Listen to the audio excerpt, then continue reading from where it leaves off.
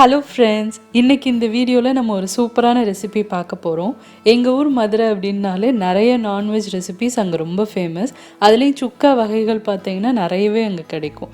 So இன்றைக்கி அதே மாதிரி ஒரு சத்தான டேஸ்டான ஒரு சுக்கா நான் உங்களுக்கு செஞ்சு காட்ட போகிறேன். மட்டன் லிவர், அதாவது ஈரல் யூஸ் பண்ணி ஒரு சுக்கா பண்ண போகிறேன். நிறைய பேர்த்துக்கு ஈரல் பிடிக்காது. நீங்கள் இந்த மெத்தடில் செஞ்சு கொடுங்க, ரொம்ப டேஸ்ட்டாகவும் இருக்கும். அதே மாதிரி இது உடம்புக்கு ரொம்ப நல்லதுங்க. கண்டிப்பாக இதை ட்ரை பண்ணி பாருங்கள், ரொம்ப டேஸ்ட்டாக இருக்கும். இப்போ இந்த சுக்காவை எப்படி செய்யறதுன்னு பார்க்கலாம்.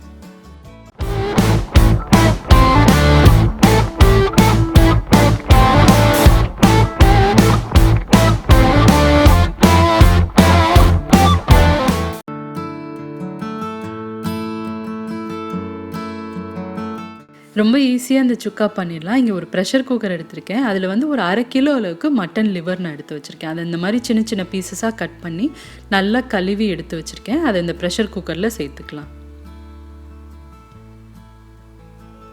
கூடவே நான் வந்து வீட்டிலே அரைச்ச குழம்பு மிளகாய்த்தூள் ஒரு 2 டேபிள் ஸ்பூன் அளவுக்கு சேர்க்குறேன். இந்த ரெசிபி நம்ம சேனலில் ஏற்கனவே இருக்குது. லிங்க்கும் நான் டிஸ்கிரிப்ஷன் பாக்ஸில் கொடுத்துருக்கேன்.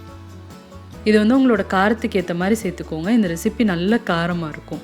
அடுத்ததாக வந்து ஒரு 1/4 டீஸ்பூன் அளவுக்கு மஞ்சத்தூள் சேர்க்குறேன். அடுத்ததாக ஒரு 1 டீஸ்பூன் அளவுக்கு இஞ்சி பூண்டு பேஸ்ட் சேர்த்துக்கலாம். அடுத்ததாக இதில் வந்து நல்லெண்ணெய் நான் சேர்த்து வேக வைக்க போகிறேன். ஒரு 1 டீஸ்பூன் அளவுக்கு நல்லெண்ணெய் சேர்த்துக்கோங்க. இது நல்ல ஃப்ளேவரும் கொடுக்கும், அதே மாதிரி டேஸ்ட்டும் நல்லாயிருக்கும். இப்போ எல்லாத்தையும் நல்லா கிளறிட்டு அடுப்பை இப்போ நம்ம ஆன் பண்ணிடலாம். ஆன் பண்ணிவிட்டு இது அந்த ஸ்லோ ஃப்ளேம்லேயே வச்சு ஒரு 1 நிமிஷம் மட்டும் வதக்க போகிறேன். வதக்குனதுக்கப்புறமா தண்ணி சேர்த்து வேக வைக்க போகிறோம். இப்போ பாருங்கள், நல்லா வறுபட்டுருச்சு. மசாலாவோட பச்சை வாசம் ஓரளவுக்கு போயிடுச்சு. இந்த ஸ்டேஜில் கொஞ்சமாக தண்ணி சேர்த்தா போதும். ஒரு 1/4 கப் அளவுக்கு தான் நான் தண்ணி சேர்த்துருக்கேன். ஏன்னா அதை வந்து நான் ட்ரையாக சுக்கா டைப்பில் பண்ண போகிறேன். அதனால இதில் ஜாஸ்தி தண்ணி சேர்த்துட்டோம் அப்படின்னா உங்களுக்கு கிரேவி மாதிரி ஆகிடும். ஏன்னா வெந்ததுக்கப்புறம் இந்த ஈரல்லேருந்தும் கொஞ்சம் தண்ணி வரும். ஸோ அதனால் கம்மியாக சேர்த்துக்கோங்க.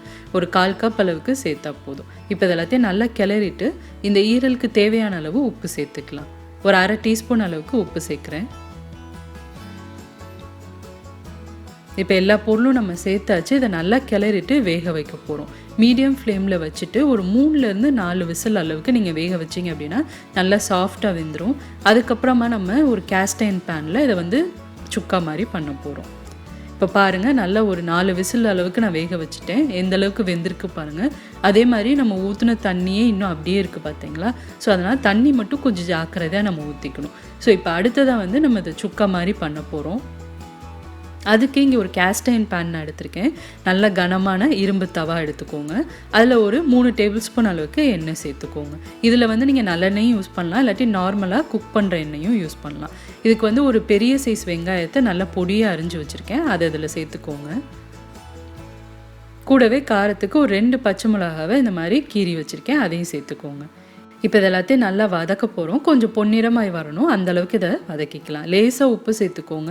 கொஞ்சம் கவனமாக சேர்த்துக்கணும், ஏன்னா ஏற்கனவே நம்ம ஈரலில் உப்பு சேர்த்துட்டோம். அதனால் லேசாக உப்பு சேர்த்தோம் அப்படின்னா வெங்காயம் உங்களுக்கு சீக்கிரம் வதங்கி வந்துடும். இப்போ பாருங்கள், வெங்காயம் நல்லா வதங்கிருச்சு. இந்த ஸ்டேஜில் ஒரு 1/2 தக்காளி பழம் நான் வச்சுருக்கேன். தக்காளி ரொம்ப சேர்க்க வேண்டாம். தக்காளி நிறையா சேர்த்தோம் அப்படின்னா அதோட டேஸ்ட்டே மாறிடும். அதனால் ஒரு 1/2 தக்காளி மட்டும் எடுத்து இதில் கட் பண்ணி சேர்த்துக்கலாம்.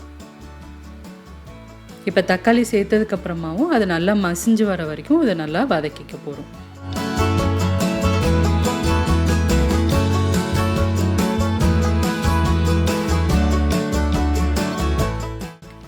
இப்போ தக்காளி நல்லா மசிஞ்சு வந்துருச்சு பார்த்தீங்களா. இதில் வந்து நம்ம வேக வச்சு எடுத்து வச்சுருக்கோம் இல்லையா ஈரல், அதை வந்து சேர்த்துக்கலாம். அந்த கிரேவியோடு சேர்த்துக்கோங்க.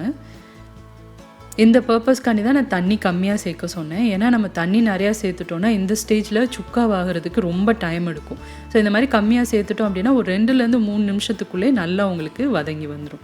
இப்போ எல்லாத்தையும் நல்லா மிக்ஸ் பண்ணிவிட்டு ஒரு 2லேருந்து 3 நிமிஷம் நல்லா அதை வந்து கிளறி விட போகிறோம். கொஞ்சம் ரோஸ்ட் டைப்பில் வரணும், அந்தளவுக்கு இதை வந்து கிளறி விட்டுக்கலாம். இப்போ பாருங்கள், நல்லா வந்து சுருண்டு வந்துருச்சு.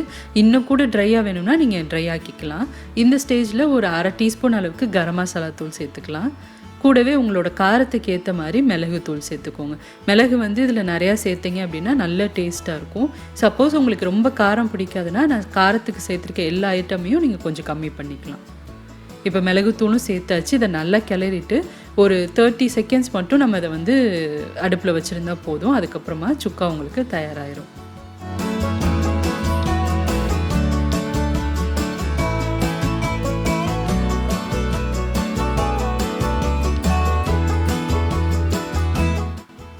அவ்வளோதாங்க, சுக்கா ரெடி ஆயிடுச்சு. கடைசியாக வந்து கொஞ்சமாக கறிவேப்பிலையும் கொத்தமல்லி இலையும் சேர்த்து இதை இறக்கிடலாம்.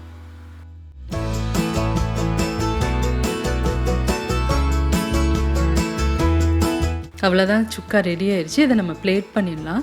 இன்றைக்கி நான் அதை வந்து வாழை இலையில் பிளேட் பண்ண போகிறேன். இந்த வாழை இலையோட வாசமும் வந்து இந்த சுக்காவுக்கு ரொம்ப நல்லாயிருக்கும் ஃப்ளேவர். ஸோ முடிஞ்சால் வாழை இலையில் இதை சர்வ் பண்ணி பாருங்கள், ரொம்ப டேஸ்ட்டாக இருக்கும்.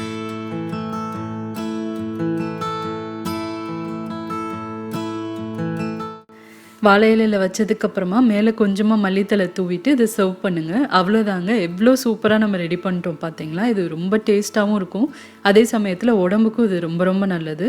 கண்டிப்பாக அதை ட்ரை பண்ணி பாருங்கள். இதை சப்பாத்தியோடு சாப்பிட்லாம், சூடான இட்லியோடு சாப்பிட்லாம், பராட்டாவோடு சாப்பிட்லாம், ரைஸ்க்கும் நீங்கள் சைடிஷ்ஷாக வச்சு சாப்பிட்லாம். நிறைய பேர்த்துக்கு ஈரல் பிடிக்காது. இந்த மெத்தடில் ட்ரை பண்ணி பாருங்கள். கண்டிப்பாக இது வந்து மட்டன் டேஸ்ட்லேயே இருக்கும். ட்ரை பண்ணி பார்த்துட்டு உங்களோட ஃபீட்பேக் அண்ட் கமெண்ட்ஸை மறக்காமல் எனக்கு கூட ஷேர் பண்ணிக்கோங்க. இந்த மதுரை ஸ்டைல் மட்டன் லிவர் சுக்கா உங்களுக்கு பிடிச்சிருந்தது அப்படின்னா இந்த வீடியோக்கு மறக்காமல் ஒரு லைக் கொடுங்க. சேனலுக்கு இன்னும் சப்ஸ்கிரைப் பண்ணாதவங்க சுஜிஸ் கிச்சனுக்கு சப்ஸ்கிரைப் பண்ணுங்கள். நிறைய இன்ட்ரெஸ்டிங்கான வீடியோஸ் ரெசிபீஸோடு அடுத்து உங்களை நான் மீட் பண்ணுறேன். சுஜிஸ் கிச்சன், எளிய பாரம்பரிய சமையலின் தொகுப்பு.